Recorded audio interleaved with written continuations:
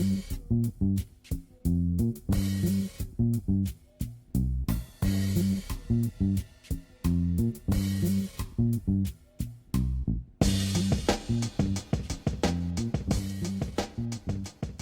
guys, thanks for checking out Quick Sessions Podcast. My name is Garrett Terrio, and today we're talking about calf muscles. Yes, the gastrocnemius and the soleus, those are the two pieces that make up the calf muscle. The gastrocnemius is the big one that everybody sees. The soleus is the one that is underneath. It's the long one, and you'll see it kind of in the front also where your shins are. That's the one that wraps around. That's the underneath muscle, and they both connect to the Achilles. So you know where the calf is. That's nothing new. But what I want to talk about is there's this stigma around it that calf muscles are all genetic. And while genetics play a role, they're still muscles. They're still muscles that can grow, that have the capability of doing all these different functions, capability of absorbing nutrients. It's just not to the extent of your bigger muscles. And it makes sense, right? If you have smaller muscles, they're not going to be able to grow as much. So I'm going to kind of go over a few of these things. And what I'm going to do that's a little new for this podcast, if you've been listening, is I never really go through workout routines. Not sure that makes for a good podcast. But I am going to go through a calf routine that I do when I do calves. Now, let me preface it. I've had big calves my whole life. I'm one of the people with good calf genetics. That being said, I can still make my calves grow when I focus on them. And with clients, I can help them get their calves to be bigger. It's not easy, but what in the weight room really is. People are genetically predisposed to many different things, to a bigger chest, arms, legs, whatever. Calves are the same way, but it's funny, any other body part we aren't predisposed to being able to gain in that area naturally. We never stop working out on those, but for some reason calves always get, I don't want to say ignored, but they get deprioritized, I guess. And it's probably because you walk around on your legs all day. Your calves are already working, and they're already kind of as big as they're going to get. They're already trained, even if someone who's out of shape. Their calves are already trained from walking around all day, stabilizing their legs, jogging, going upstairs. So that's part of the problem, and I'll get into that in a second, but let's start with the calf muscle itself. And also, we're using some new equipment for this podcast, so if it sounds better, let me know. It kind of is already sounding better on my end, but we'll see once we get the whole thing wrapped up. So, let's break down the calf muscle. You have the gastrocnemius, and you have the soleus. So the gastrocnemius, that's the big one. That is made up of about 90% fast twitch muscle. It is the muscle in your body that has the highest ratio of fast twitch to slow twitch. 90%, that's a lot. So that's your explosive part of your calf. That's your jumping, your sprinting. Now the soleus is underneath the gastrocnemius. It is not nearly as strong from a size standpoint. It's a lot smaller, but it's also mostly slow twitch muscles. And that's about 90, it's about the opposite end. It's about 90% slow twitch. And because it's smaller, it has half the growth potential, essentially, of the gastrocnemius, because slow twitch muscles, in general, have about half of the growth potential of fast twitch muscles. Now, while that part of it isn't fun, it is what maintains your foot and leg stability. So it's just as important, if not more important, than the gastrocnemius. So with the slow twitch muscles, it's better for endurance. So the soleus for runners is the muscle that is very, very important to keep healthy, keep strong, but it's never going to get big. Distance runners don't have abnormally big calves. Sprinters do. Explosive athletes do, like running backs or receivers in football, any football player really, but basketball, all that kind of stuff. Anybody that has to explode a ton off their feet are going to have bigger calves because their gastrocnemius, with all those fast twitch fibers, are going to get bigger. Not to mention the gastrocnemius is going to get more work because, well, your legs are always a little bent. You're always extending and bringing that muscle in. The only time the soleus is on its own is like a seated calf raise, or, seated when you have dumbbells on your knees doing seated calf raises like that. So it's the gastrocnemius never needs to be isolated, whereas the soleus, the only way to really get a ton of work on it is to isolate it with bent knee exercises. And there's, one of those exercises with a couple variations. So that can be frustrating, but it's important to build that up, even though you don't see it as much. It's like any other muscle. They're connected, so one needs to help the other.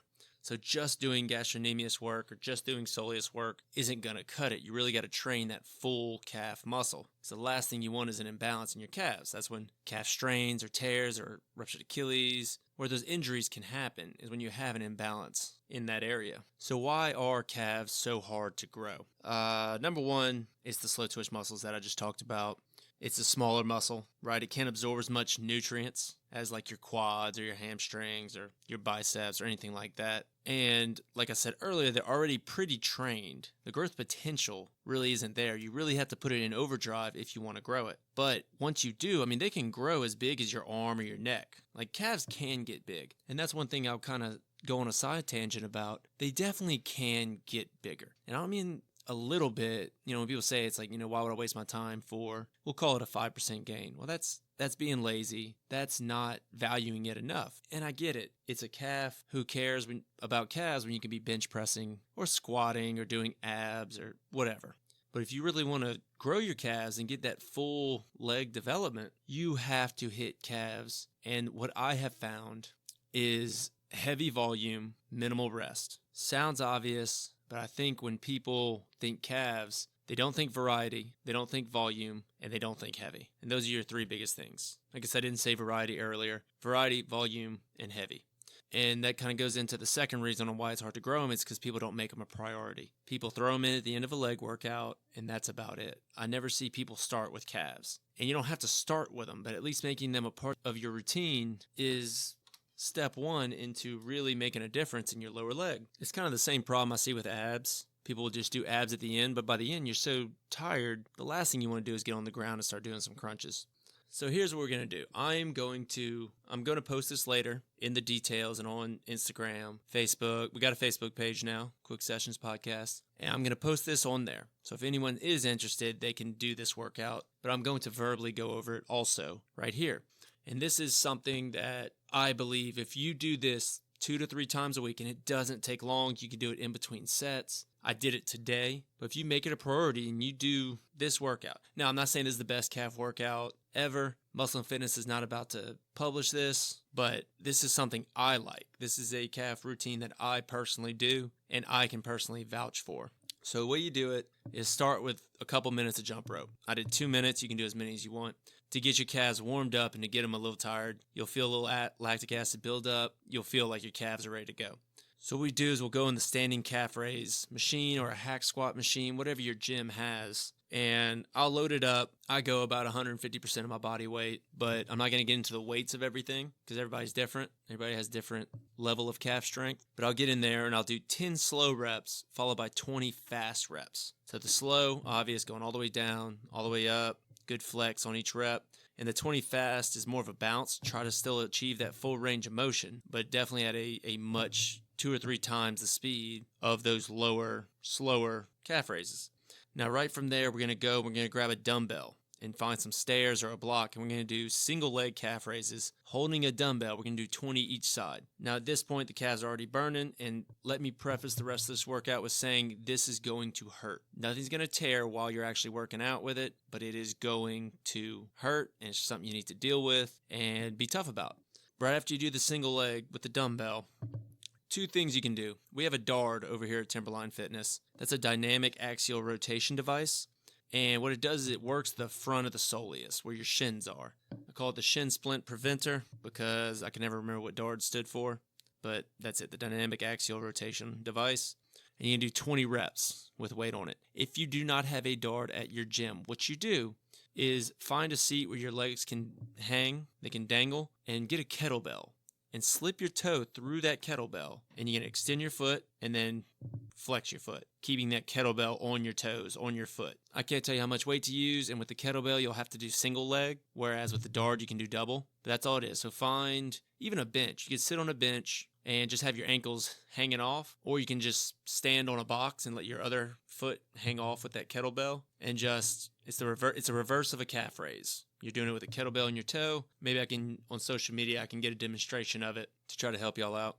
So that's round 1. So what I did is after that, I did another set of bench press, and then I came back and I did it again. At the end of the second A.R.D, I'll go back to the standing calf machine, and this is where I'll do a big drop set. I'll keep it at 150% of my weight, and I'll just do as many as I can Today I did 35. After that, I cut the weight in half. Okay, so I went from 300 to 150. Then did that as many times as I could. I think I got about 30. After that, I drop it again to about 80 pounds because it goes by 20s. And did another 40 or so reps. So you end up with about 100 reps, maybe a little more. That's the first part. Now, after that, you're going to go upstairs. You got, upstairs at Timberline at your gym. I don't know where it is. Now we're going to focus more on the soleus. We're going to go seated calf raises, doing it the same way we did our standing calf raises. We're going 10 slow, 20 fast. Once again, you won't be able to probably get 150% of your body weight, but get pretty close to your body weight to really load up on that soleus. Immediately after that, I go to the leg press machine, throw on as much as I can handle, and do 30 calf raises in the leg press machine. Just push your feet at the bottom, heels below, flex, extend. You're going to be fine. Crank out 30 of them. After that, we're going back to the seated calf raise machine. We're taking off about half the weight, and we're doing single legs. So you're in the seated calf, single leg, 20 each leg, no problem. Then after that, we're going to go to hamstring curls. Now, that's not exactly calf work, but because the calves have an effect with your hamstring anytime you flex your leg, we're going to need to work on it in that range of motion. I'll just do 20 of those, and then just do 2 rounds of that. At the very end, we're just going body weight. We're finding a block or some stairs, and we're doing 30 of each. The first one we're going to do is just 30 reps of just regular body weight calf raises. Full range of motion, about medium speed. After 30, we're touching the toes. So we have this A shape, the Pilates A, where your 2 big toes are touching and your heels are as far apart as you can spread them. We're doing 30 more reps of that one. After you're done, we're 60 reps in. Then we're going to turn the feet out. We're going to touch heels, and you're just going to hang on to the edge with your big toe and a couple extra helpers. And you're going to do 30 more. At the end of this, they're going to be screaming. And by the end, you've just done over 500 reps of calves on each leg. Now, assuming you've been going max effort and using a ton of weight, I have no doubt this is going to help you. Do it a couple times a week. And of course, mix it up. That's just what I do. You need to mix it up all the time. You can throw some jumps in there, some single leg hops. There's plenty of stuff to do with calves. That's just one example. You could go into the gym and just Google a new calf workout every day. The point is just to do them and just to overload them. They can handle a ton of weight, even if you're not particularly strong on the legs. Trust me, you can do much more on the calf raise than you actually think. All right, guys, I know it was a little different. I hope you enjoyed it. I hope the new equipment sounded pretty good. Please make sure to check us out on Instagram and Facebook, Quick Sessions Podcast, and check us out in the Apple Pod Center. Give us a rate and review. Also on Spotify and the Google Play. Coming to a couple other platforms pretty soon. Thanks for checking it out, guys. See y'all later.